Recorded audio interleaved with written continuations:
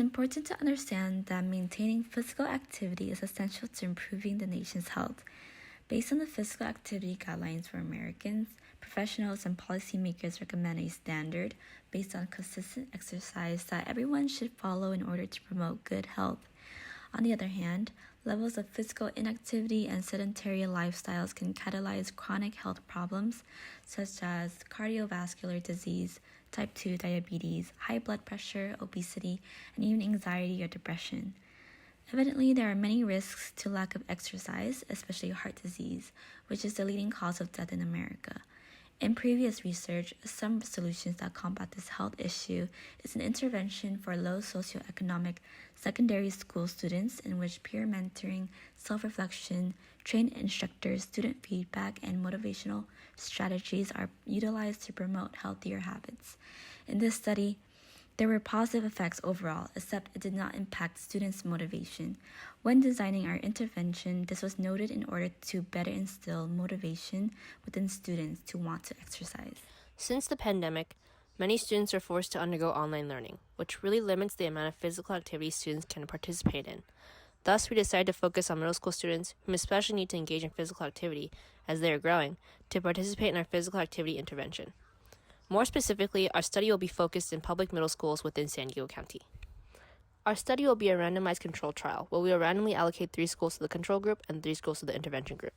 The control group will be given weekly memos to the teachers designed to discuss the importance of physical activity, as well as providing the teachers with a list of activities the teachers can follow to promote physical activity.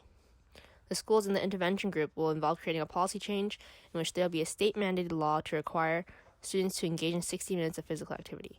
In our study, schools in the intervention will be required to provide students with courses during the school day that involve at least 60 minutes of physical activity. At the community level, we'll be providing students with access to technology and equipment necessary to complete the intervention.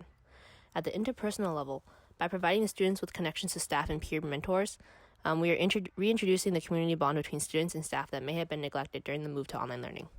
Designated staff and peer mentors will be trained to administer physical education classes, as well as trained to encourage students, acknowledge difficulties, and explain the importance of physical activity and such.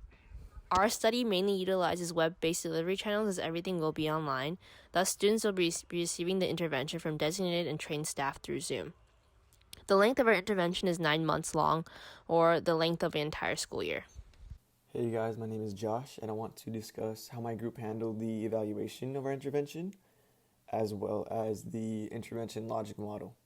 An important aspect of the intervention was making sure that students are receiving the proper guidance while participating in physical activities. We had many goals as an intervention team, and one of them was to make sure that the physical education staff instructed the students in a clear and respectful manner. To ensure this, we had an intervention professional monitor the class twice a week over Zoom to see how the PE staff were instructing the students.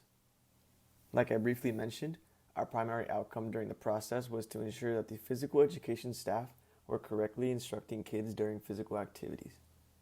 Like previous researchers from medicine, science, sports exercise, we picked schools in a randomized trial to get the most effective evaluation. To evaluate the outcome, we compared the data of schools that didn't have the intervention program to schools that did have the intervention program.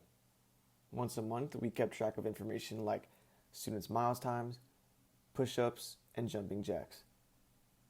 Our goal for the impact outcome is to have more students participate in physical activities. Using objective measures, our team measured the fitness data at baseline, 9 months into the study, and at the end of the intervention, as well as 1 year after the intervention. We want to see if students who were involved in our intervention go on to continue doing physical activities. Regarding our intervention logic model, we want to address the problem that students are not participating in physical activities during online schooling. As a result, our intervention will help PE staff better engage with their students to encourage them to be more active. We want to see more students participating in these activities, and in the long term, we want to see them continue with their physical education.